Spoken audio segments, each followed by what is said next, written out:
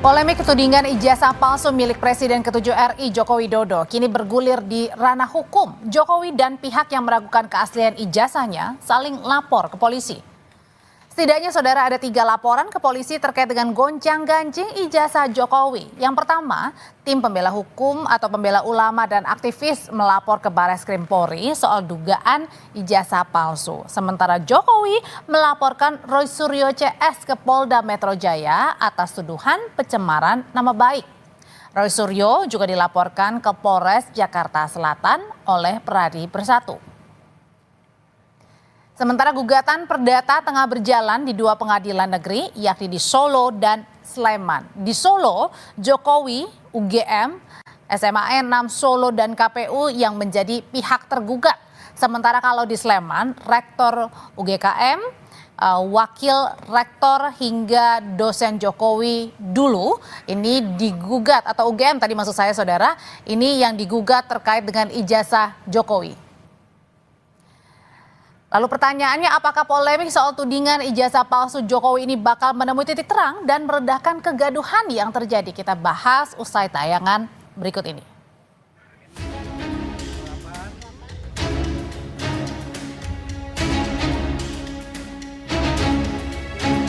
Tak cuma di pengadilan, polemik ijazah Jokowi juga bergulir di kepolisian. Mantan Menpora Roy Suryo hari ini diperiksa penyidik Polda Metro Jaya. Roy dilaporkan Presiden ke-7 RI Joko Widodo atas dugaan pencemaran nama baik soal tudingan ijazah palsu. Namun menurut Roy, dalam surat pemanggilan klarifikasi tak tercantum namanya sebagai terlapor. Ia mengaku hanya menjawab yang berkaitan dengan perkara dalam surat pemanggilan. Tentang ada beberapa hal yang lain yang ditanyakan, apakah soal video begini, saya hanya jawab singkat saja. Apakah itu ada pada surat laporan tertanggal 26 Maret 2025. Ketika ditanyakan tidak terkait dengan itu, ya sudah, jangan tanya saya yang tidak ada kaitannya dengan itu. Ini clear banget ya, ini clear banget. Jadi LP itu ada pelapornya, tapi lucunya nggak ada terlapor. Sekali lagi ya, tidak ada nama terlapor. Jadi untuk para kuasa hukum yang kemarin sudah nyebut-nyebut nama, inisial dan sebagainya, hentikan. Presiden ke-7 RI Joko Widodo menyebut alasan dirinya melaporkan 5 orang terkait tudingan ijazah palsu untuk membuat pembelajaran. Ia merasa dihina dan direndahkan dengan adanya tuduhan tersebut. Yang sudah menghina saya sehina-hinanya, sudah menuduh ijazah itu ijazah palsu, sudah merendahkan saya serendah-rendahnya. Ya nanti dibuktikan lewat proses hukum. Ramai soal gugatan ijazah palsu juga sempat disinggung Ketua Umum PDIP, Megawati Soekarno Putri. Walau Mega tak menyebut langsung nama pemilik ijazah yang dituding palsu, ia menantang agar pihak yang digugat tak ragu menunjukkan ijazahnya jika asli. Banyak kok sekarang gonjang-ganjing urusan ijazah benar apa enggak. Ya susah aja. Kalau ada ijazah itu kasih aja, ini ijazah saya itu loh. Nah dengan demikian, nah ini kan saya pusing ya, pusing orang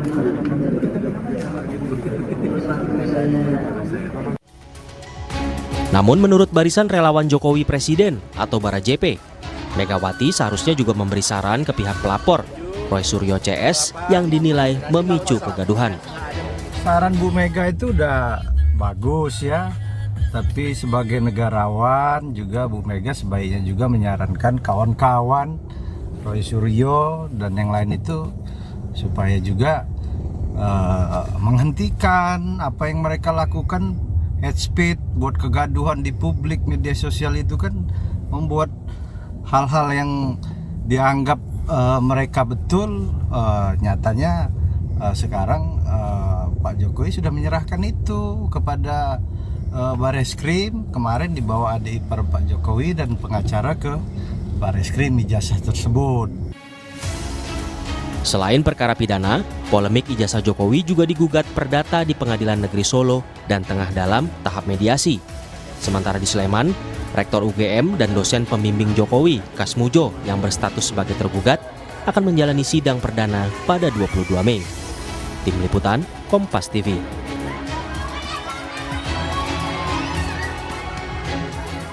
Roy Suryo sudah diperiksa hari ini atas laporan yang dilayangkan Presiden ke-7 RI Joko Widodo. Lebih lengkap mengenai pemanggilan Roy Suryo CS hari ini ke Polda Metro Jaya, kita bahas bersama pendukung Roy Suryo yang tadi juga ikut mengantar ke Polda, ada Marwan Batubara, dan juga sudah hadir kuasa hukum Jokowi, Rifai Kusumanegara. Malam, Mas Rifai, Pak Marwan. Malam Mbak, malam Pak Marwan. Pak Marwan, jadi saya mau penegasan lagi nih. Tadi dalam konferensi pers atau pada saat ditanyain sama media, tadi Mas Roy menjelaskan bahwa dalam surat pemanggilan ini tak ada nama jelas terlapor. Betul demikian? Memang tidak ada ya. Terlapornya siapa? Cuma yang disebutkan bahwa mereka diminta untuk klarifikasi. Lalu klarifikasi apa? Ini juga tidak jelas. Hanya menyebut tanggal 26 itu ada kejadian. Nah, kejadian apa ini juga nggak jelas gitu. Terlapornya siapa? Tadi sudah disebutkan oleh Mas Roy, juga tidak jelas. Nah, sementara ini polisi terlalu maju manggil-manggil. Sementara teman-teman dari TPUA itu sudah berbulan-bulan melaporkan. Itu tidak ada proses. Pak Marwan, jadi dalam polisi jangan tebang pilih. Ya, jangan mentang-mentang ini Jokowi, apalagi Jokowi itu sangat dekat hubungan dengan dalam tanda petik ya dengan Polri, dengan Kapolri. Jadi saya kira kita ingin Polri ini bertindak sesuai dengan konstitusi, aturan main dan mengayomi rakyat. Oke, Pak Marwan. Jadi sebenarnya dalam surat laporan itu tidak ada nama terlapornya, tapi dalam surat laporan itu isinya apa? Ya, kita tidak tahu yang diminta. Yang jelas mereka itu diminta untuk datang klarifikasi kemarin terkait dengan Bu Kurnia. Terkait Yang kita dengar cuma seperti itu. Isi dari ini kan tidak juga dibuka ke publik. Sama saja dengan seperti Pak Jokowi bahwa ini ijazah saya tapi tidak boleh dipotret misalnya pada tanggal 16 April. Lalu tanggal 30 April juga sama. Cuma nunjukin ke polisi, ke publik mana. Sementara publik itu punya hak menurut Undang-Undang KIP nomor 14 2008. Oke, ya, sebentar Pak Marwan. Ya, saya mau tanyakan ke kuasa hukum Pak Jokowi dulu, ada Bang Rifai di sini. Bang Rifai, betul pada saat membuat laporan Pak Jokowi ini tidak ada nama terlapornya? Oke, terima kasih Mbak. Jadi betul, setelah kami membuat laporan juga kami kan menjelaskan kepada teman-teman media bahwa kami untuk terlapor itu dalam penyelidikan, dalam arti memang kita tidak menunjuk nama, karena pertama kami menghormati asas praduga tadi bersalah, kedua di dalam tindak pidana IT ini soal terlapor itu bisa banyak Mbak. Jadi bisa saja orang yang diduga mengucapkan, bisa juga orang yang mentransmisikan, bisa juga orang yang melakukan editing, dan itu semua kan masih belum kami ketahui semua. Sehingga memang kami dalam pelaporan saat itu hanya menjelaskan ini dalam penyelidikan.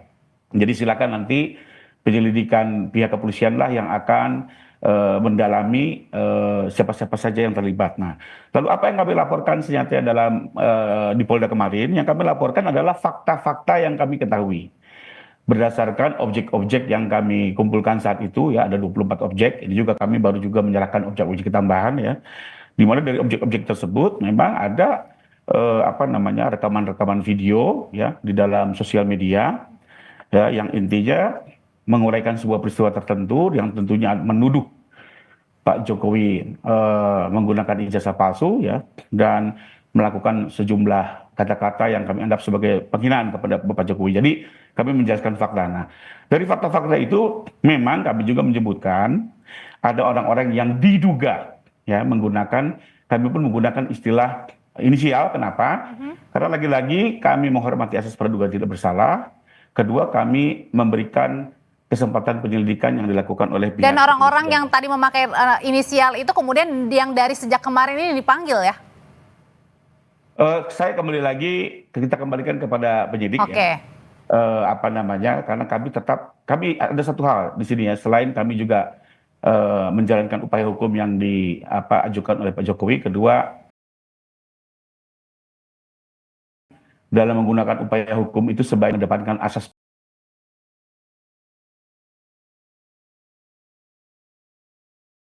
komunikasi juga yang kurang baik di era postur seperti ini. Dengan sembarangan, Pak Marwan, responnya?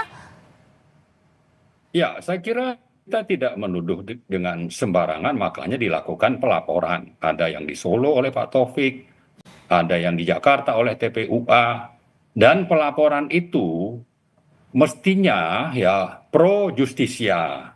Artinya apa? Artinya bahwa proses hukum sampai kepada pembuktian di pengadilan itu terjadi. Yang kita khawatirkan adalah seperti yang dialami oleh Gus Nur dan juga Bambang Tri. Mereka menggugat bahwa diduga ijazah Jokowi itu palsu, tapi proses pembuktian di pengadilannya tidak pernah terjadi, lalu dua orang ini dipenjarakan 6 tahun misalnya. Kemana pengadilannya? Bagaimana bisa itu terjadi? Ya, saya yakin itu karena ada intervensi dari kekuasaan. Artinya apa? Artinya bahwa kalau kita mengaku ini negara hukum, maka proses hukum itu harus diutamakan, jangan pendekatan politik kekuasaan. Dan itu sudah terjadi dan ini kelihatannya akan terjadi. Tapi kan ini klarifikasi juga. Saya sedikit lagi menambahkan bahwa ini bukan urusan perdata untuk dikatakan bahwa ini bukan hal yang layak untuk diproses oleh pengadilan. Ini masalah pidana. Kenapa? Karena Joko Widodo itu mendaftar di KPUD di Solo misalnya. Lalu di KPU untuk Pilpres. Ini hak publik untuk paham, untuk tahu. Ijazah Anda itu benar nggak? Nah, itu ada di dalam Undang-Undang Nomor 14 2008 dan itu tidak pernah terjadi. Di KPUD ijazahnya hilang ya, di KPU juga sama. Oke, jadi dalam hal ini dipertanyakan ya, Pak Marwan. Ini publik ini hanya bisa melihat kalau ada pengadilan yang jujur, adil, transparan terjadi. Jangan pendekatan kekuasaan, karena kalau pendekatan kekuasaan tapi Pak Marwan dengan Pak Roy juga dipanggil kan, ini juga kemudian bentuk untuk penyidik juga mendalami kan kasus yang terjadi. Tapi Pak Marwan, ini pertanyaan yang mungkin tidak disebutkan terlapornya siapa. Oke, karena tadi jangan mentang-mentang berkuasa ya, dekat dengan Jokowi dan mungkin presidennya juga diam yang sekarang ya. Kita tidak mau seperti itu. Kita mau ini negara hukum, tegakkanlah berdasarkan hukum. Pro justisia itu harus terlaksana secara runtun dari proses penyelidikan sampai nanti ada penuntutan dan ada proses di pengadilan. Dan dengan begitu hak publik ya sesuai dengan tadi Undang-Undang Keterbukaan Informasi Publik itu bisa terlaksana. Kalau tidak ini hanya gonjang-ganjing. Dan satu lagi perlu Pak Marwan, kalau ada penuntut, sedikit lagi saya sampaikan. Ya, masih panjang Pak Marwan. Jadi saya mau tanya dulu ke Bang Rifai kalau gitu. Bang Rifai itu tadi kemudian katanya ya jangan ada karena ada kekuasaan, jadi kemudian bisa diutak-atik nih, diatur-atur nih di balik pelaporan Pak Jokowi ini. Ya, pertama saya menyayangkan ya dengan narasi-narasi yang kesannya tidak mempercayakan kepada pengadilan maupun pihak kepolisian ya. Kenapa? Karena di dalam negara hukum ini ya memang mau tidak mau kita harus mempercayakan semua proses hukum kepada lembaga-lembaga yang berwenang yang diatur dalam konstitusi ya. Dalam hal ini adanya pengadilan ya sebagai kekuasaan yang terpisah bahkan dari kekuasaan negara ya, sesuai dengan res politika ya. Lalu juga ada kepolisian yang juga memiliki tugas penegakan hukum. Di sisi lain juga menjadi tidak konsisten karena di sisi lain teman-teman TPU juga menggugat melalui pengadilan, tapi di sisi lain kok seakan-akan tidak percaya pada pengadilan kan. Ya, ini sudah ada 2 gugatan nih, satu gugatan yang di Solo, satu lagi gugatan yang di Jogja kalau nggak salah. Kedua juga bahkan teman-teman TPU kan mau melaporkan ke Barreskrim. Artinya pada saat melaporkan harusnya percaya pada institusi tersebut. Nah, kalau sekarang tahu-tahu tidak percaya, mendiskreditkan pengadilan maupun kepolisian, ini kan menjadi seolah-olah tidak konsisten gitu ya. Karena bagaimanapun lembaga-lembaga hukum itu perlu kita hargai dan memang tugas kewenangan undang-undang seperti itu. Bahwa teman-teman ingin mengkritik, ingin melakukan pembela diri itu wajar dan sah-sah saya. Tapi kalau menganggap tidak mempercayai, menurut saya ini menjadi semakin bias gitu ya. Lalu kedua saya mau tambahkan sedikit Mbak. Tadi bahwa dibilang Barreskrim belum melakukan apa-apa. Saya pikir tidak tepat ya, karena kita ketahui bersama, Bareskrim sendiri sudah menangani laporan TPU yang diajukan bulan Desember 2024 dan sudah memeriksa puluhan saksi. Bahkan sampai ke Solo dan Jogja. Itu kita ketahui bersama ya, karena beberapa juga teman Pak Jokowi sudah diperiksa gitu ya. Bahkan kami pun juga sudah diminta menyerahkan ijazah asli. Jadi menurut saya justru yang di Bareskrim sudah lebih dulu pekerjaannya dibanding yang di Polda ini masih berjalan di belakang, saya pikir. Oke, Bang Rifai, kan kalau tadi Kombes Adari bilang bahwa yang disita itu ada flash disk ya, kemudian ada YouTube, ada konten media sosial di X juga. Nah, kemudian juga tadi baik Mas Roy maupun juga Dr. Tifa, kemudian kemarin YouTuber Michael juga ditanya soal peristiwa 26 Maret 2025. Sebenarnya apa sih yang dilaporkan 26 Maret itu terjadi apa? Apa yang mengusik Pak Jokowi saat itu? Ya, yang kami laporkan adalah fakta ya, bahwa ada sebuah tayangan ya di tanggal tersebut ya. Nah, itu kami laporkan bahwa siapa saja yang terlibat monggo, Pak. Karena di Undang-Undang ITE itu sendiri juga misalnya kita lihat ada sebuah video ya dilakukan oleh bisa saja dengan teknologi AI, justru sebenarnya orang sebenarnya belum tentu yang membicarakan itu. Karena kan kita tahu sendiri ya, sekarang Presiden Amerika pun dibuat sedemikian rupa seolah-olah mengatakan ini itu, padahal itu teknologi AI. Karena itu kami tidak mau mendahului dan kami lagi-lagi mempercayakan asas praduga tidak bersalah. Ya, bahwa kalaupun ada sosok seorang di situ, kami menggunakan inisial sebagai bentuk penghargaan kami. Itu dalam bentuk diskusi atau gimana 26 Mei itu? Iya, dalam bentuk tayangan diskusi. Ada tayangannya, ada videonya, ada VT-nya. Nah, lalu kedua bisa juga yang bertanggung jawab tidak hanya yang menyatakan, siapa yang mendistribusi, siapa yang melakukan editing segala macam. Jadi kami mengembalikan kepada alat bukti yang bisa diperoleh oleh penyelidik. Yang kami harapkan juga dilakukan secara hati-hati, secara proper dan profesional. Bagian, Mbak. Oke, Pak Marwan, sebenarnya tanggal 26 itu kan tadi katanya ada konten ya, atau kemudian ada perbincangan begitu. Nah, sebenarnya di tanggal 26 Mei itu, baik Mas Roy Suryo, Dr. Tifa, itu sebenarnya apa sih? 26 Maret. 26 Maret maksudnya? Ya, saya tidak tahu apa yang menjadi dasar ya, kalau diskusi itu kan setiap hari ada orang diskusi, ada orang podcast. Tapi saya ingin mempersoalkan masalah pengadilan yang sangat basic. Pro justisia itu ada proses langkah-langkahnya. Ada yang meragukan keaslian ijazah Pak Jokowi yang mestinya ini menjadi tugas pengadilan untuk membuka kepada publik, dan itu sampai sekarang belum pernah terjadi. Jadi kalau disebutkan oleh Mas Rifai tadi, kita harus mempercayai pengadilan yang mana? Kalau pengadilan itu bekerja tidak secara benar dan objektif sesuai dengan aturan main. Dan ini orang yang menggugat ini kan punya hak secara konstitusi menurut Undang-Undang Keterbukaan Informasi Publik. Saya ulang lagi, nomor 14 tahun 2008. Ya, ini bisa pidana. Bahwa yang melakukan pidana, Anda waktu di Solo misalnya, mendaftar detailnya itu Dr. Andes. Lalu jadi presiden berubah jadi insinyur. Wajar dong orang nanya, Anda ini insinyur apa Dr. Andes? Lalu belakangan juga ada info tentang misalnya ijazahnya, KKN-nya, dan sebagainya. Nah, menurut undang-undang tadi, apalagi ini sebagai presiden yang wajib menyampaikan waktu apply untuk menjadi bupati, wali kota, menjadi gubernur DKI, menjadi presiden Republik Indonesia, wajar dong orang mendapatkan informasi yang otentik. Nah, begitu itu hilang, wajar juga orang menggugat. Wajar juga orang podcast tadi yang disebut tanggal 26 Maret itu.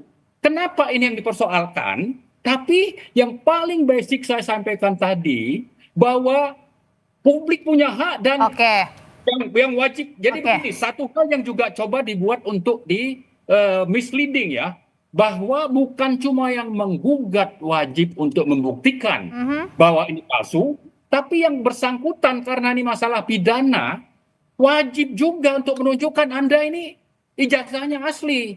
Ternyata kan waktu tanggal 16 April, ini ijazah saya, tapi tidak boleh difoto.